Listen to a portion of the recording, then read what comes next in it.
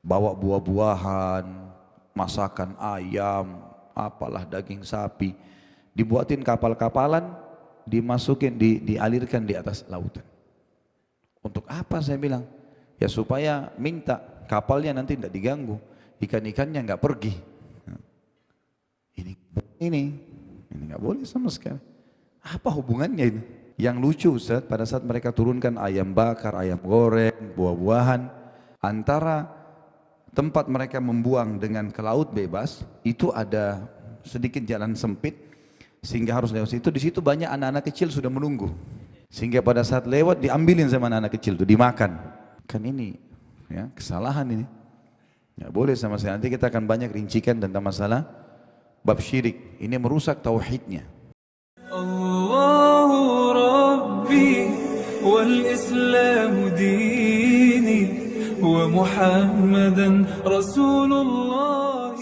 Syirik artinya menyekutukan Allah, dan syirik ada dua macam ya. Ada syirik besar, ada syirik kecil. Kalau syirik besar, seperti teman-teman sekalian, ada orang yang berdoa kepada selain Allah, menyembelih untuk selain Allah. Ya. Saya tahunya di sini rata-rata teman-teman dari Sulawesi. Saya waktu itu sekitar 12-13 tahun masih di Makassar, ngisi pengajian di salah satu masjid di pinggir jalan raya. Rupanya yang bangun masjid seorang pengusaha, orang Bugis yang punya kapal, sering jual kap kayu ya dari Kalimantan ke Jawa dan seterusnya. Setelah saya jelaskan bab syirik, dia mengatakan, Ustaz, sudah tahu belum di pelabuhan sini, bicaranya lingkup di Makassar, pelabuhan sini ada perbuatan masuk syirik atau enggak? Saya bilang apa itu Pak? Dia bilang kalau ada orang yang baru mau nurunkan kapal baru di laut, maka mereka potong kambing. Terus kambingnya diapain saya tanya? Bukannya dikasih anak yatim sebagai tanda syukur kepada Allah, bukan. Bukan bab sedekah. Tapi mereka sembeli lalu utuh kambing itu dilempar di lautan. Waktu ditanya atau saya tanya untuk apa? Dia bilang supaya kapalnya nggak diganggu oleh penjaga laut. Ini menyembelih untuk selain Allah, walaupun dia baca bismillah.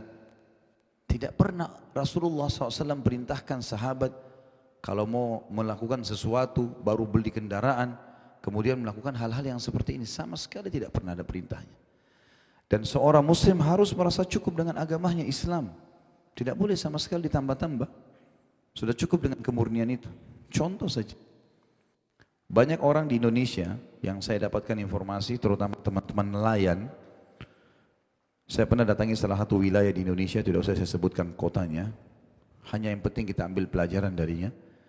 Mereka tanya, kalau seandainya nelayan-nelayan di wilayah kami ini seringkali kalau Ramadan mereka libur. Karena bulan orang-orang muslim, mereka nggak mau mancing. Tapi setelah Idul Fitri, sebelum memulai memancing lagi, mereka suka kasih sesajen ke lautan.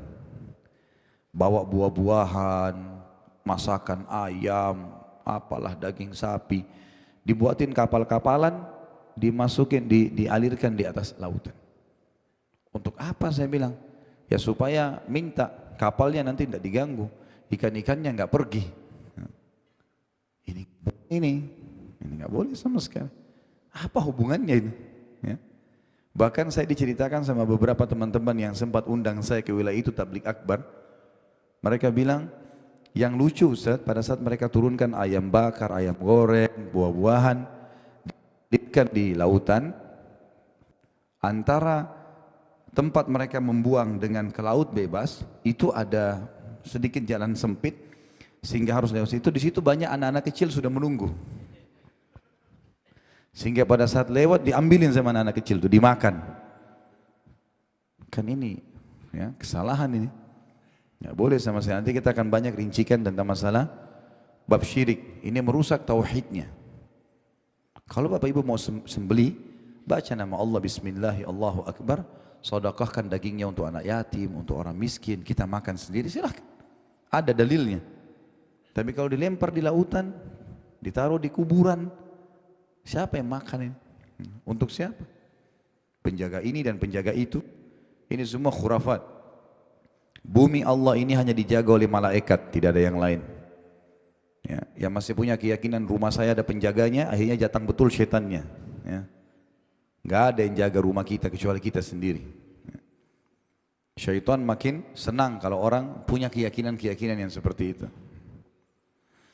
Dan yang kedua ada syirik kecil, riya, memperindah ibadah karena Allah. Tapi ini juga termasuk dosa besar. Nanti kita akan bahaskan itu. Kata Allah dalam surah An-Nisa 36, dan sembahlah Allah dan jangan kalian mempersekutukannya atau syirik dengan sesuatu apapun. Ayat yang selanjutnya surah Al-An'am 151 sampai 153. A'udzu billahi minasyaitonir rajim. Qul ta'alu atlu ma harrama rabbukum 'alaikum alla tusyriku bihi syai'a wa bil walidaini ihsana wa la taqtulu auladakum min imlaq nahnu narzuqukum wa iyyahum wa la taqrabul fawahisha ma dhahara minha wa ma batan wa la taqtulun nafsa allati harramallahu illa bil haqq ذلكم وصاكم به لعلكم تعقلون ولا تقربوا مال اليتيم إلا بالتي هي أحسن حتى يبلغ أشده وأوفوا الكيل والميزان بالقسط لا نكلف نفسا إلا وسعها وإذا قلتم فاعدلوا ولو كان ذا قربى وبعهد الله أوفوا ذلكم وصاكم به لعلكم تذكرون وأن هذا صراطي مستقيما فاتبعوه ولا تتبعوا السبل فتفرق بكم عن سبيله ذلكم وصاكم به لعلكم تتقون. Katakanlah hai Muhammad kepada semua pengikutmu, marilah ku bacakan apa yang diharamkan atas kalian oleh Tuhan kalian, yaitu yang pertama, jangan kalian mempersekutukan sesuatu dengan Dia. Jangan partnerkan Allah dalam hal apapun. Para sahabat kalau sendal mereka putus, mengangkat tangan ke langit mengatakan, ya Allah, sendal saya putus, gantikanlah. Saking kuatnya hubungannya dengan Sang Pencipta Allah. Apa saja bahasanya langsung kepada Sang Pencipta Allah. Jangan syirik, jangan sekutukan Allah. Jangan anggap ada kekuatan Tuhan lain selain Allah. Lalu yang kedua, berbuat baiklah terhadap kedua orang tuamu, bapak ibu. Yang ketiga, janganlah kamu membunuh anak-anakmu karena takut kemiskinan. Ya, tidak boleh gugurkan, tidak boleh membunuh, membuang sembarangan di jalan hanya takut tidak bisa memberi makan. Yang keempat, lanjutannya kami akan memberi rezeki kepadamu dan kepada anak-anakmu. Yang keempat, dan janganlah kamu mendekati perbuatan-perbuatan yang keji, baik yang nampak di antaranya maupun yang tersembunyi. Semua perbuatan-perbuatan yang memalukan. Ya. Yang kelima, janganlah kamu membunuh jiwa yang diharamkan Allah membunuhnya, melainkan dengan sesuatu sebab yang benar. Kalau tiba-tiba kita tusuk seseorang tanpa sebab, dosa besar. Ada bahasan sendiri dalam kajian dosa-dosa besar yang sudah diangkat di YouTube.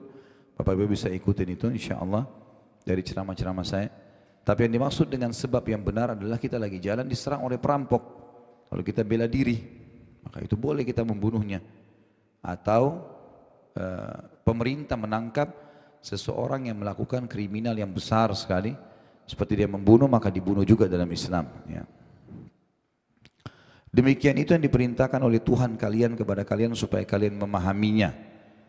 Dan janganlah kamu mendekati harta anak yatim, ini wasiat setelahnya, kecuali dengan cara yang lebih besar manfaatnya. Maksudnya kalau ada anak yatim, dan anak yatim dibahasakan dalam agama kita kalau orang meninggal sebelum balik, orang tuanya meninggal dan dia belum balik si anak itu. Jadi tidak bisa kakek-kakek nenek-nenek ngaku yatim. Ya. Harus orang yang belum balik saja. Setelah balik sudah tidak dihitung yatim lagi. Kalau ada seorang yang kaya raya meninggal, dia tinggalkan anak masih kecil, belum balik, namanya yatim. Biasanya disponsori atau dipelihara oleh pamannya, ya, oleh sepupunya misalnya.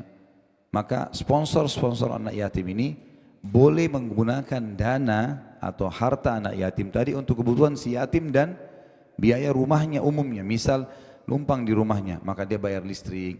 Ya. Karena anak yatim itu numpang situ, karena ada harta anak yatim tadi. Itu yang dikatakan kecuali dengan cara yang bermanfaat. Artinya selain daripada yang tidak boleh. Hingga sampai siat dewasa. Kalau sudah dewasa kembalikan harta kepadanya. Dan sempurnakanlah takaran dan timbangan dengan adil. Ini wasiat selanjutnya lagi. Kami tidak memikulkan beban kepada seseorang melainkan sekedar kesanggupannya. Semua yang Allah subhanahu wa ta'ala bebankan kepada kita, kita mampu melaluinya. Enggak ada yang kita tidak mampu. Dan apabila kamu berkata, maka hendaklah kamu berkata adil, kendati pun dia adalah kerabatmu. Dan penuhilah janji-janji Allah. Yang demikian itu diperintahkan Allah kepadamu atau kepada kalian agar kalian ingat. Dan bahwa yang kami perintahkan ini adalah jalanku, kata Allah, yang lurus. Maka ikutilah jalan itu dan janganlah kalian mengikuti jalan-jalan yang lain. Karena jalan-jalan yang lain akan mencerai-beraikan kalian dari jalannya Allah. Yang demikian itu diperintahkan Allah kepada kalian agar kalian bertakwa. Saksi bahasan kita adalah potongan pertama. Diharamkan atas kalian mempersekutukan sesuatu dengan Allah.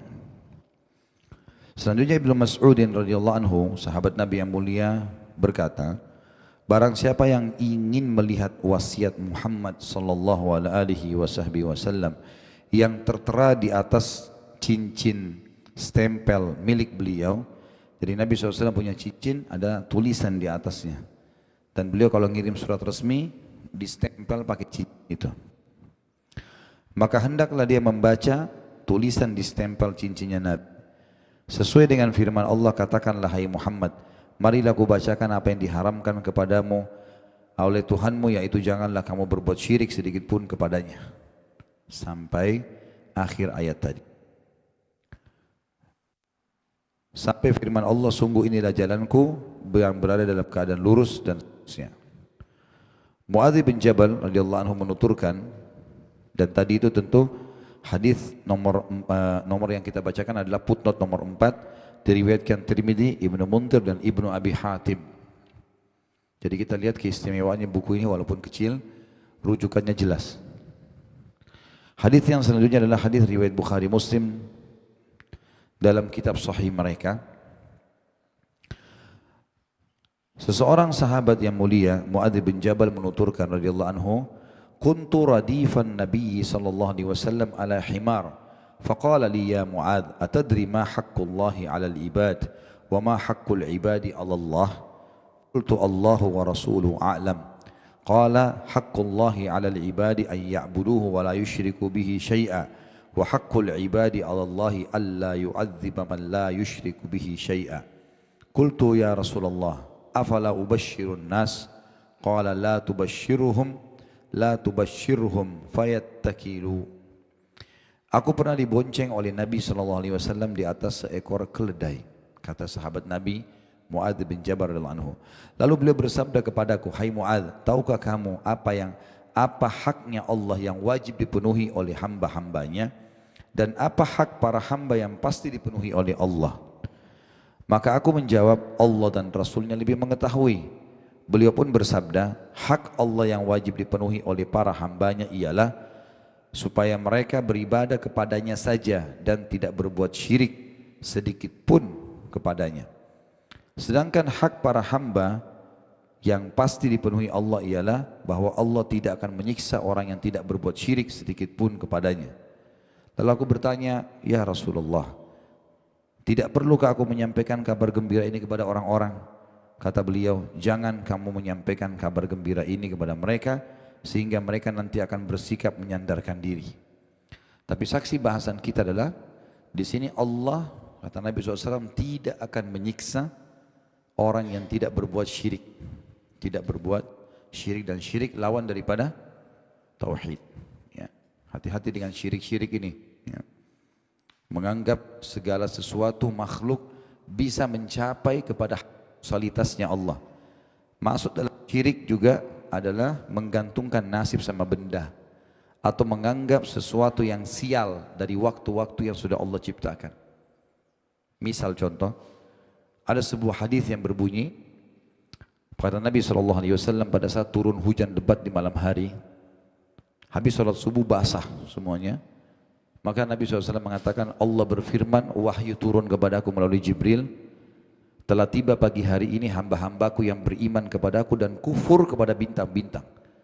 Dan juga tiba pagi ini hamba-hambaku yang beriman pada bintang-bintang dan kufur kepadaku. Jadi ada yang beriman kepadaku dan kufur kepada bintang, ada yang beriman pada bintang dan kufur kepadaku. Maka kata para sahabat, ya Rasulullah, tolong jelaskan supaya lebih paham.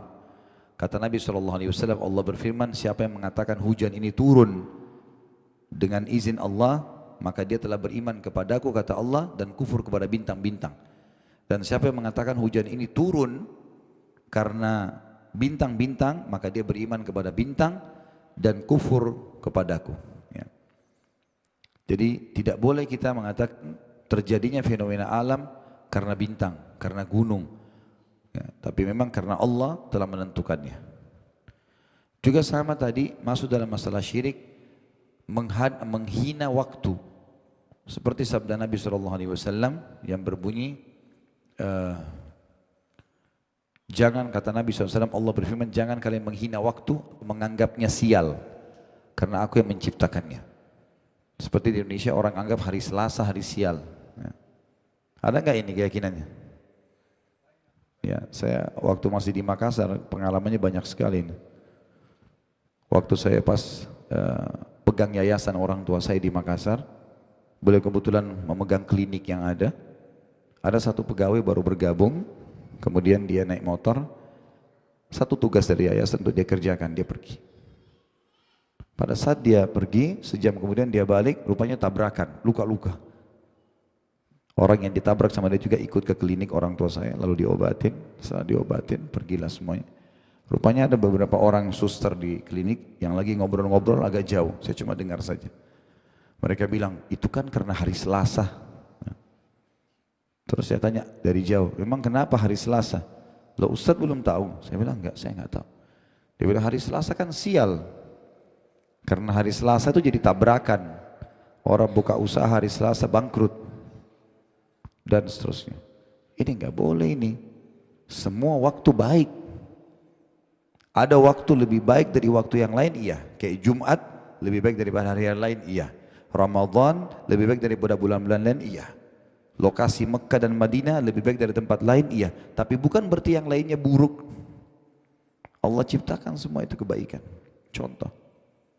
Termasuk dalam syirik yang dilarang, menggantungkan nasib pada benda. Nah, ini banyak juga terjadi di Indonesia. Gantungkan nasib pada jimat-jimat, nanti ada bahasan sendiri ya. Kemudian juga kecenderungan menggantungkan nasib dia sama tubuhnya sendiri.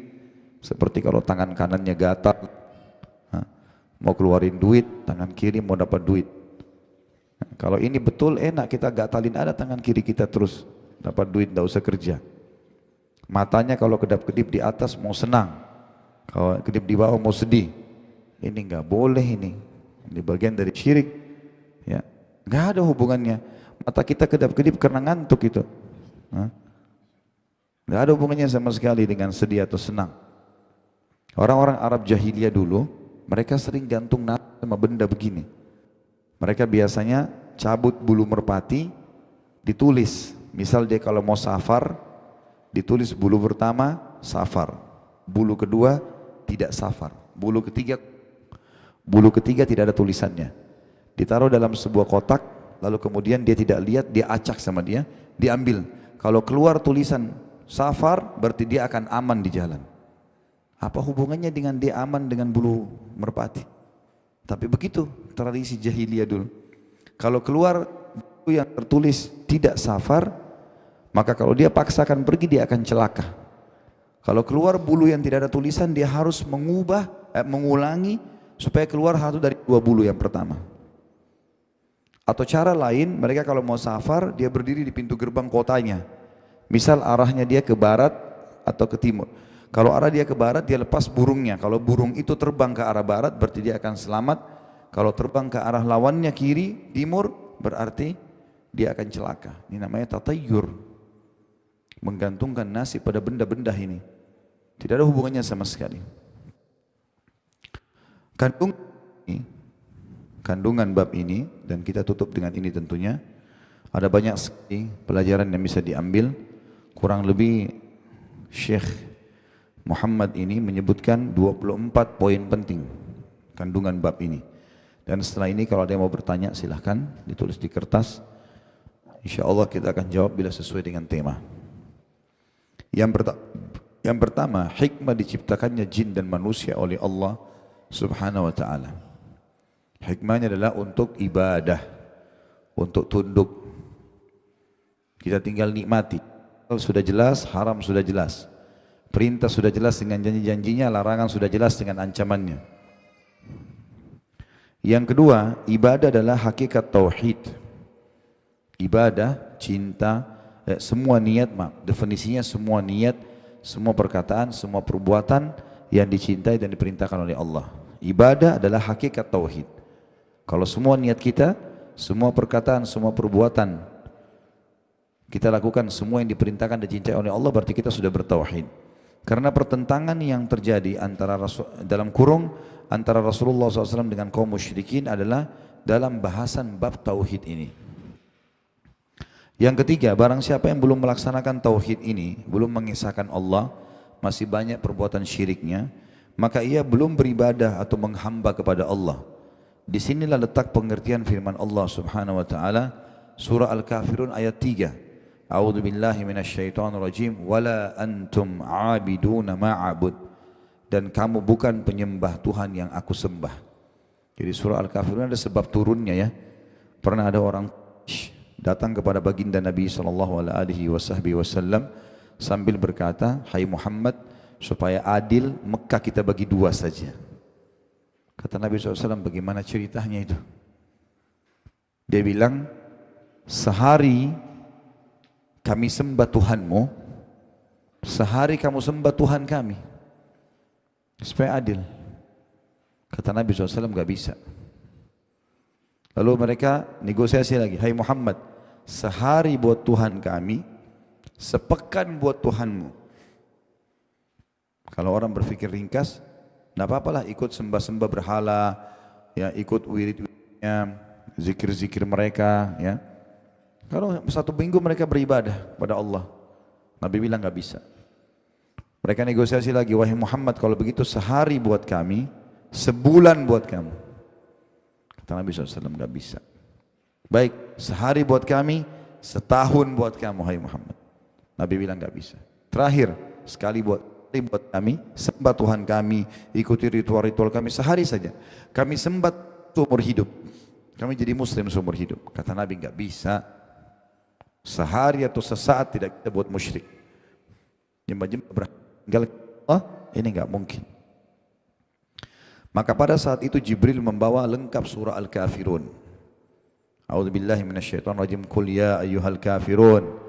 Katakan kepada mereka, kepada orang-orang kafir itu, la a'budu ma ta'budun. Saya tidak akan ikut-ikut dengan ibadah kalian. Wala antuna ma'bud. Kalian juga tidak usah ikut-ikut ibadah saya kalau enggak mau. Wala ana abidum ma'abadtum, dan pastinya saya tidak akan ikuti ibadah kalian. Wala antum abiduna ma'bud, kalian juga tidak usah ikuti ibadah saya. Lakum dinukum waliyadin. Kalian punya agama, saya juga punya agama.